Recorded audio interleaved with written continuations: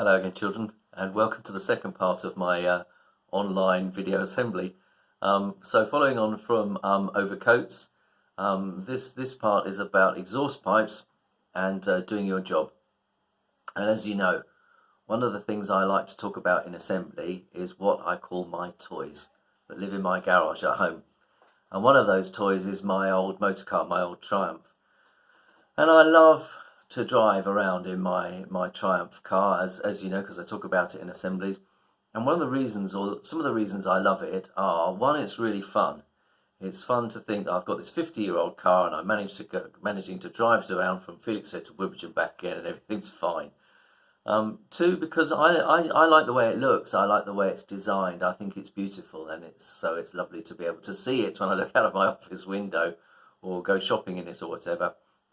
And three, because it makes people smile. A lot of the time when I'm driving it, I see people looking at the car and it makes them smile.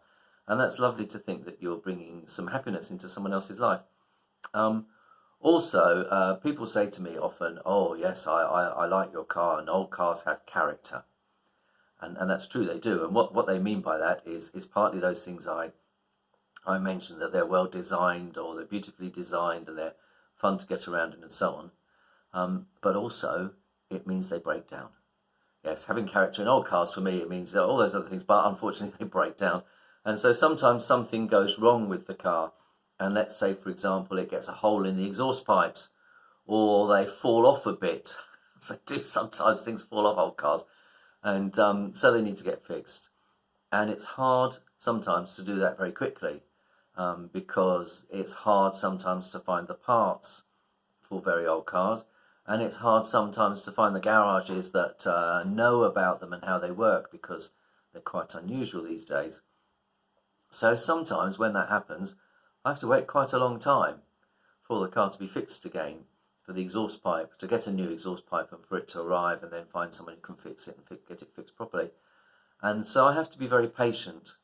And sometimes I find that hard, because I want to play with my toys. I want to get out and I want to see them and I want to use them and all those sorts of things. But I have to make sure I'm being patient. And this is a time for you, children, to be patient. I know we have been able to look after some children and some children to ask them back, but other children we're not in a position to do that yet. And so we miss you even more, and we're all having to be patient until that time arrives when you can come back to school. So your job your jobs in this time of being patient, one is, of course, to be patient. The second is to help look after your parents.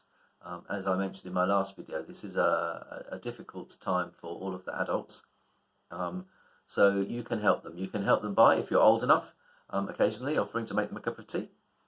You can help them by trying your very, very, very hardest not to argue with your brothers and sisters, if you're lucky enough to have some. And you can do your very best with your home learning. However it is your parents are asking you to do that. If they're asking you to sign on to Google Classroom or Class Dojo and do as much as your teacher's asking you to do on there, whether they're asking you to do a bit less, or whatever it is they're asking you to do with your home learning, you should please be doing your very best to support them with that. I also think it's a time for all of us to count our blessings. So you should be doing that. And what I mean by that is that it's been very busy at school. It's been quite stressful dealing with these different situations. But I'm lucky in that I've been able to get out and about a lot. I've got lots of people to talk to during the day, and all sorts of other lovely things, my toys to keep me happy.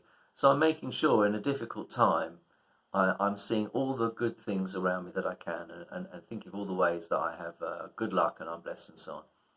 And my part 3 of this assembly is that I'm going to be sharing with you one of those Action for Happiness calendars, monthly calendars that I sometimes talk to you about in assembly, and showing you that and speaking to you about some of the things on the dates. And then I'll ask Mrs. Hodges to send a copy of that calendar to you for you to use at home. So that's what's coming up next, and speak to you again soon. Bye-bye now.